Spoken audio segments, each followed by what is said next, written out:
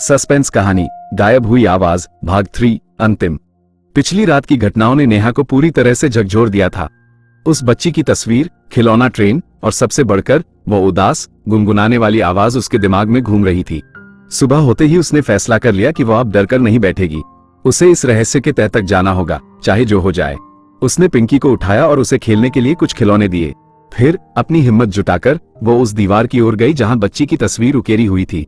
उसने धूल हटाई और तस्वीर को साफ किया। तस्वीर के पास ही जमीन पर पड़ी उस पुरानी खिलौना ट्रेन को उसने उठाया। वो हल्की थी, लेकिन उसमें कुछ अजीब सा कंपन महसूस हुआ। नेहा ने बंगले में फिर से खोजबीन शुरू की। इस बार उसकी नजर रसोई के एक पुराने बंद अलमारी पर पड़ी। वो अलमारी सालों से बंद थी और गांव वालों ने कहा था कि उसे कभी खोला नहीं गया क्योंकि उसमें रसोई का पुराना सामान सड़ गया होगा। लेकिन नेहा को एक अजीब सी प्रेरणा मिली। उसने जोर लगाकर अलमारी का दरवाजा खोला।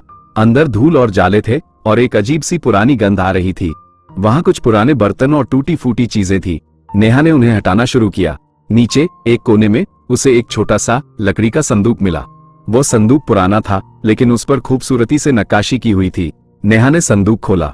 अंदर कुछ पुराने पीले पड़े हुए कागजात थे। एक छोटी सी सूखे फूलों की माला थी और सबसे नीचे एक पुरानी टूटी हुई संगीत की डिब्बी, म्यूजिक बॉक्स थी। संगीत की डिब्बी पर धूल की परत जमी हुई थी और वो बहुत पुरानी लग रही थी। नेहा ने उसे उठाया। तभी उसे याद आया, गांव के बुजुर्ग ने कहा था कि बच्ची की आवाज गायब हो गई थी। और ये संगीत की डिब्बी, क्या इसका उस आवाज से कोई संबंध था? नेहा ने डिब्बी को घुमाने की कोशिश की, लेकिन वो जाम थी। वो टूटी हुई थी। अचानक उसके मन में एक विचार कौड़ा। उसने उस छोटी सी खिलौना ट्रेन को उठाया और उसे संगीत की डिब्बी के पास रखा। ट्रेन का एक छोटा सा हिस्सा उस डिब्बी के अंदर के मैकेनिज्म के साथ ठीक बैठता था। शायद ये कोई चाबी थी। नेहा ने धीरे से ट्रेन को डिब्बी के अंदर घुमाया। एक धीमी चरमराहट की आवाज आई और फिर जैसे ही ट्रेन ने अपनी जगह बनाई, डिब्बी में से एक पुरानी खूबसूरत लोरी की धुन बजने लगी। यह वही धुन थी जिसे उसने रात में सुना था, वही गुनगुनाने वाली आवाज। लेकिन इस बार आवाज में डर नहीं था, बल्कि एक अजीब सी शांति थी। जैसे ही धुन बजी, नेहा को लगा जैसे बंगले के अंदर की सारी उदासी छंट गई हो। उसे अब समझ आया, वो बच्ची अपनी लोरी को पूरा करना चाहती थी, जो उसकी संगीत की डिब्बी के टूटने के कारण अधूरी रह गई थी। वह आत्मा भटक नहीं रही थी, वह सिर्फ चाहती थी कि उसकी लोरी पूरी हो। नेहा ने पूरी रात उस संगीत की डिब्बी को बजने दिया। अगले दिन उसने पिंकी को उस डिब्बी के बारे में बताया और उन्होंने मिलकर उसे साफ किया।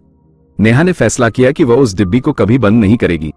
उस रात नेहा ने फिर से वही गुनगुनाने वाली आवाज सुनी, लेकिन इस बार आवाज बंगले के अंदर से नहीं, बल्कि बाहर से आ रही थी, हवा में घुलती हुई, जैसे कोई दूर जा रहा हो। आवाज धीरे धीरे धीमी होती गई और फिर पूरी तरह से गायब हो गई, हमेशा के लिए। नेहा जानती थी कि बच्ची की आत्मा को अब शांति मिल गई है। उसने अपनी लोरी पूरी कर ली थी। बंगला अब उतना डरावना नहीं लग रहा था, उसमें एक अजीब सी शांति आ गई थी। नेहा ने समझ लिया था कि कुछ रहस्य डरावने नहीं होते, बल्कि सिर्फ अधूरी कहानियां होते हैं जिन्हें पूरा करने की जरूरत होती है। उसने और पिंकी ने बाकी दिनों को खुशी से बिताया, ये जानते हुए कि उन्होंने एक भटकती हुई आत्मा को शांति प्रदान की थी।